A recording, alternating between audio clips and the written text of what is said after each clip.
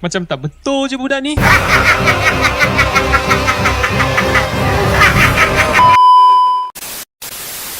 Hai Semeton, perkenalkan nama saya Gede Ari Panca, Saputra Prodi Pendidikan Seni Budaya dan Keagamaan Hindu, Stah NMPU Kuturan Singaraja.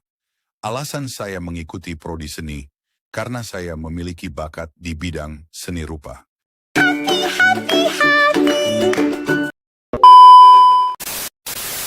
Hai semuanya, hari ini kita akan menyelami dunia lukisan tradisional Bali yang menakjubkan. Kalau kamu pecinta seni, siap-siap terpukau. Lukisan Bali bukan sekadar seni loh, ini seperti jendela yang menunjukkan budaya dan agama Bali yang kaya. Pertama, kita bahas sejarahnya dulu yuk. Seni lukis Bali sudah ada sejak zaman prasejarah, dimulai dari lukisan-lukisan di dinding gua untuk ritual. Maju ke zaman penjajahan Belanda, pengaruh Barat mulai membentuk dan memodernisasi gaya tradisional ini, berkat seniman seperti Spies dan Bonnet. Sekarang kita lihat jenis-jenisnya. Pertama, ada prasi, gambar rumit di daun lontar, seperti buku kuno yang penuh detail magis. Lalu ada parba, lukisan di kain persegi panjang atau panel kayu, biasanya jadi hiasan di rumah-rumah tradisional Bali. Lukisan tabing menggambarkan perjalanan setelah kematian, dipakai untuk upacara ngaben. Palelintangan itu kalender persegi dengan gambar kehidupan sehari-hari, mulai dari nelayan sampai panen. Langse adalah lukisan kain yang dipakai sebagai tirai di pura. Ider-ider berupa kain panjang bergambar cerita wayang, digantung di atap pura. Ulon itu kain yang melambangkan dewa-dewi, dipakai saat upacara pemakaman. Kober adalah bendera bergambar cerita mitologi. Lamak itu hiasan dari daun kelapa muda, melambangkan kesuburan dan keberuntungan. Terakhir, rerajahan dipercaya punya kekuatan magis. Lukisan Bali bukan cuma soal bentuk, tapi juga soal gaya yang semarak. Ada gaya kamasan dengan tema wayang tradisionalnya. Gaya modern pitamaha yang dipengaruhi seni barat, gaya batuan yang terkenal dengan detailnya yang padat, dan ada juga gaya seniman muda yang ceria, hasil kolaborasi pelukis Belanda Ari Smith dan anak-anak lokal. Seni lukis ini terjalin erat dengan budaya Bali, mencerminkan kehidupan sehari-hari, ritual, dan kepercayaan mereka. Meskipun ada modernisasi dan pariwisata, lukisan tradisional Bali tetap berkembang dan jadi bagian penting dari identitas Bali. Terima kasih sudah ikut dalam perjalanan budaya ini. Setelah kedatangan para seniman dari luar negeri, akan dipaparkan mengenai jejak-jejak seni rupa yang sudah ada terlebih dahulu di Bali. Hal ini untuk melihat proses perubahan tersebut terjadi.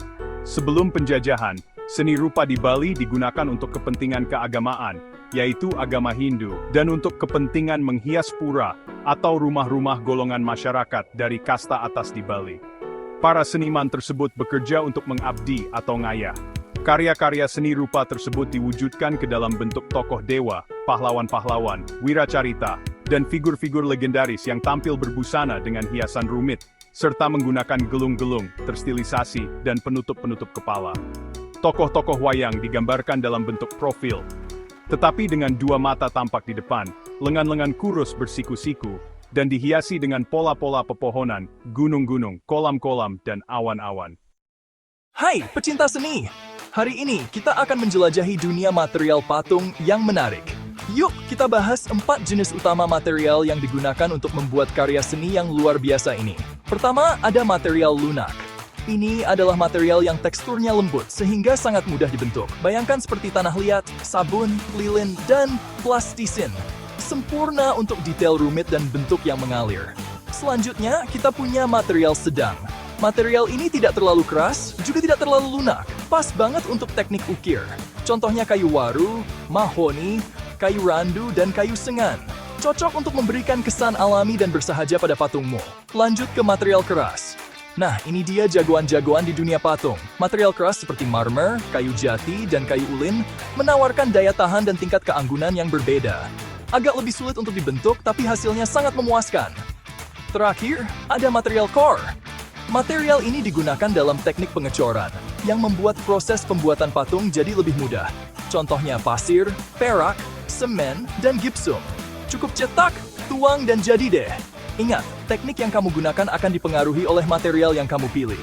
Jadi baik kamu seorang seniman berpengalaman atau baru memulai, memahami materialmu adalah kunci untuk menciptakan mahakarya. Seni patung adalah salah satu cabang seni rupa yang menghasilkan karya 3 dimensi.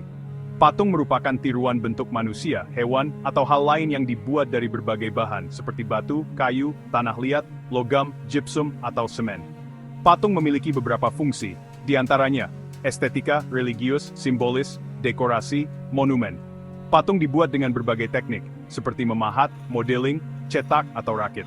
Teknik pembuatan patung yang digunakan tergantung pada bahan yang digunakan dan gaya kerja seniman. Beberapa peralatan yang digunakan dalam proses pembuatan indesit. Teknik pahat. Teknik tradisional yang dilakukan dengan mengukir bahan seperti kayu, batu, atau es menggunakan pahat dan palu. Teknik ini membutuhkan keterampilan tangan yang tinggi. Teknik cetak. Teknik yang dilakukan dengan membuat cetakan terlebih dahulu, kemudian mengisi cetakan dengan bahan seperti tanah liat atau semen. Teknik ini sering digunakan untuk membuat patung dalam jumlah banyak. Teknik rakit. Teknik yang dilakukan dengan menyusun dan mengikat berbagai bahan untuk membentuk patung. Teknik ini memungkinkan penggunaan bahan yang bervariasi. Teknik butsir. Teknik yang dilakukan dengan membentuk benda dengan mengurangi dan menambah bahan. Misalnya, saat membuat keramik dengan bahan dasar tanah liat, dan alat yang digunakan adalah sudip. Teknik cor, teknik yang dilakukan dengan membuat alat cetakan terlebih dahulu, kemudian dituangkan adonan berupa semen, gips, atau bahan lainnya ke dalam cetakan. Teknik modeling, teknik yang dilakukan dengan membuat model patungnya terlebih dahulu, baru setelahnya dibuat patung sungguhan dengan bahan lunak, seperti plastisin atau tanah liat. If the sun refused to shine